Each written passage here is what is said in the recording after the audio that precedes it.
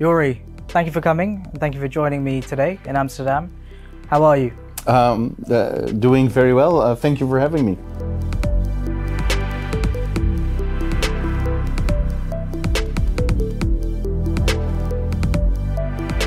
So for those of the people watching who don't know who you are yet, would you mind introducing yourself? Of course. Jorij Abrahams. I run two organizations, the Global Anti Scam Alliance, which is a non-profit organization where we bring together law enforcement, governments, policymakers, consumer protection organizations, and organizations such as LexisNexis to share insights on what's happening in the world of scams and how, in the end, how can we protect consumers better. Brilliant. I'm really excited to chat to you today, so thank you for coming once again. One of the reasons we're talking is because you're going to be speaking at our Fraud and Identity event on the 12th of October in Amsterdam. We'll be touching on some of the topics including PSD3, FRAML, so fraud and AML together, AI and machine learning, how to stop AI fraud with machine learning, and consortium, how can we leverage industry data to stop fraud and scams.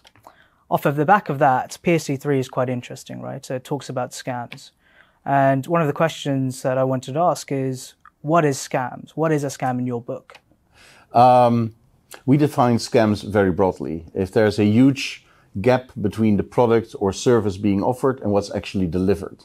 And it can be anything. I mean, it can be a product you ordered online. I mean, you ordered an iPhone, and what you get is just the cover. That's a scam. Or you ordered you're suddenly a member of a subscription service because you thought you were entering a contest to win an Apple iPhone, and what you're getting is a subscription for $80 for a service which is nothing. So anything can be a scam as long as there's a huge gap between what's offered and what's actually delivered. Got it. And have you been scammed before?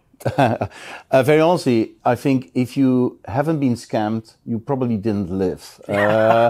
Yes, my wife and I have been scammed a few years ago.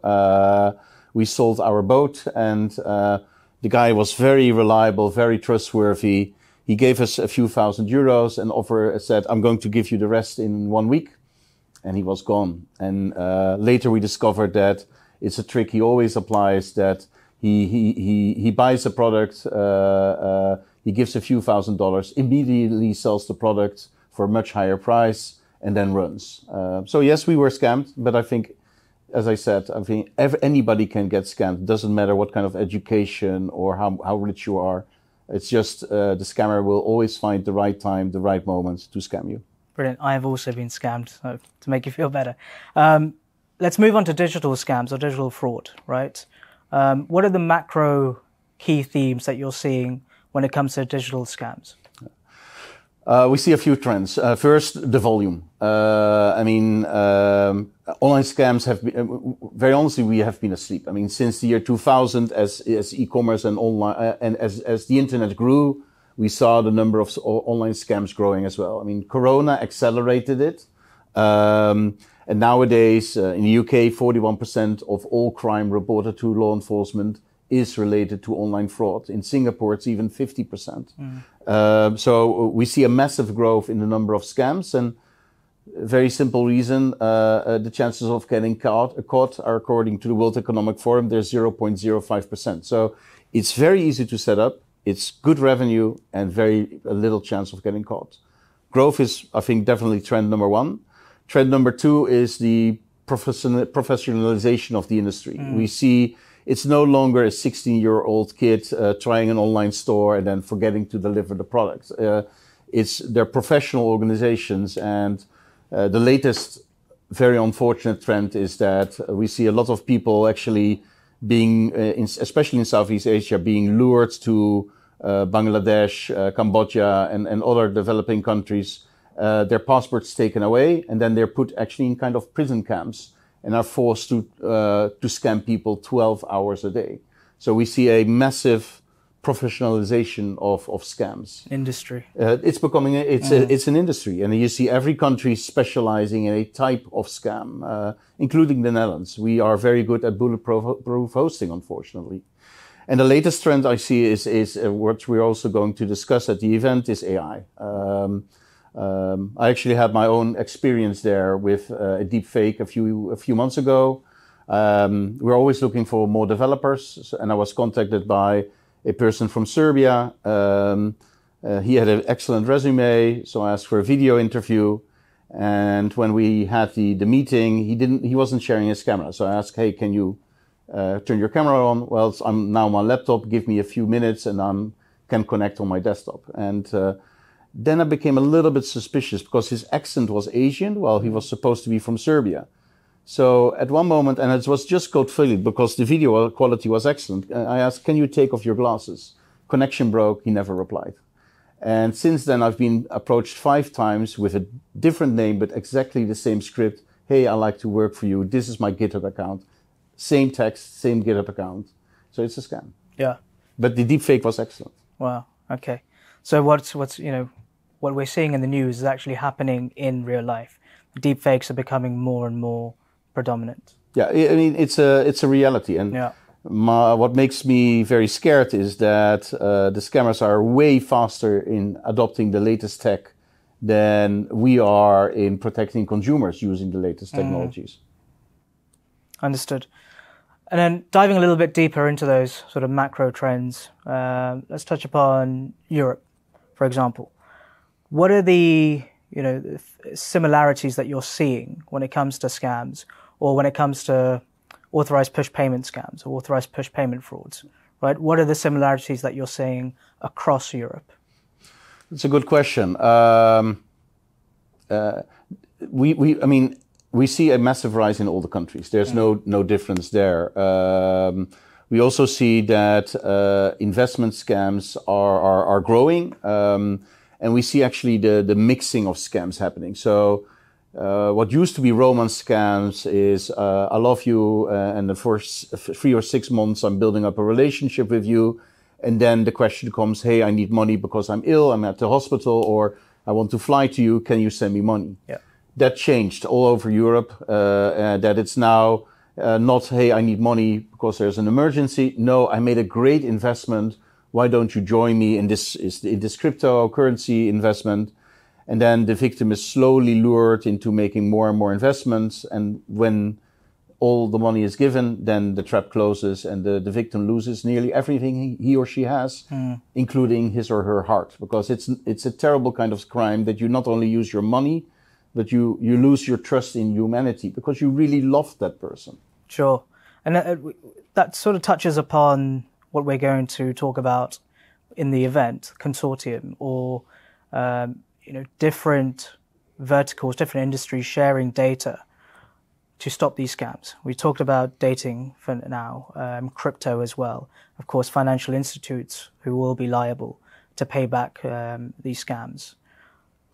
In your point of view, working together, these industries working together, how important is it? It's crucial.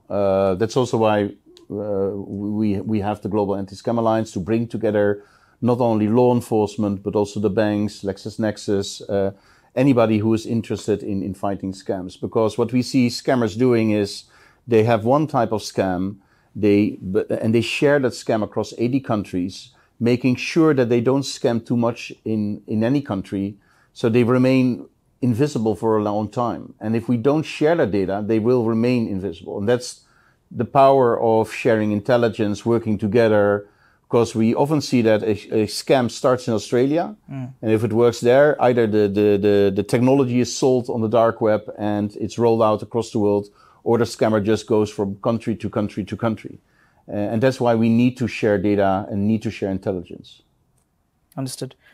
Now, secondly, moving down from macro to micro, we're in Amsterdam today, and we cover the Euro-North region, so Scandinavia and the Netherlands. Any key themes on a micro level that you're seeing in any particular countries in this region? I mean, in the Netherlands we have Marktplaats. So every country has its own.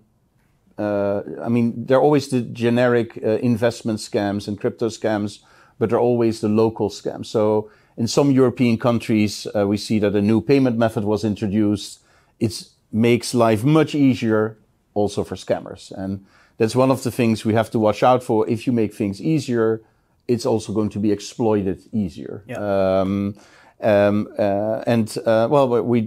now working on our global state of scam survey.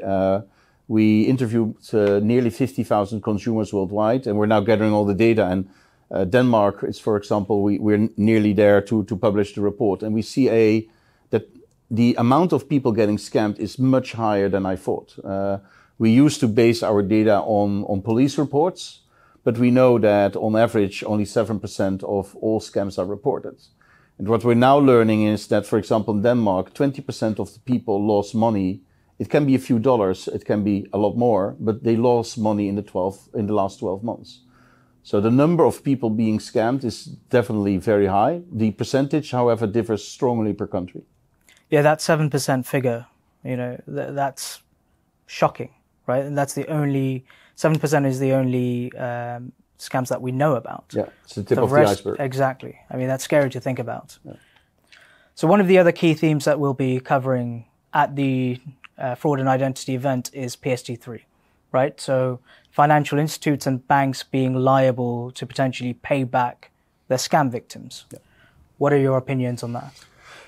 Mixed. I think on the one hand, it's good that banks take their responsibility, but in my opinion, there's a little bit too much focus on banks because it's. If you watch what the scammer is needing, there's an entire scam journey. He needs to register. Often he's registering a company in the UK at Companies House. He is setting up a server in the US. He's registering a domain name somewhere in Europe. And each touch point has to take its own responsibility to push scammers away. And that only means raising the bar a little bit, because if every touch point raises the bar a little bit, it becomes way more expensive to scam people. At the moment, it's too cheap, it's too easy. Got it. Interesting. I'm looking forward to that discussion on the 12th of October. So now I believe your organization has a global state of scams report coming out, October the 4th? Yes, that's correct. Brilliant. Any insights into what's coming up? Any insights you could share with our watchers? Very honestly, we're still analyzing the data. It's nearly 50,000 consumers who joined in the survey.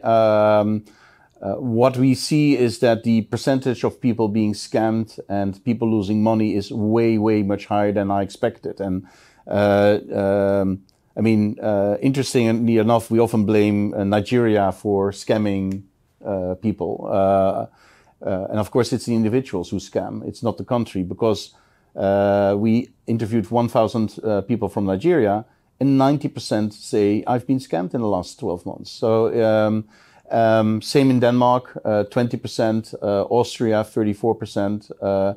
What surprises me, if I now start looking at the data, is that scams are a much bigger problem than even I thought. And I've been in the anti-scam business for years. Well, brilliant. And lastly, what are you looking forward to the most at the F&I, or Fraud and Identity event in October?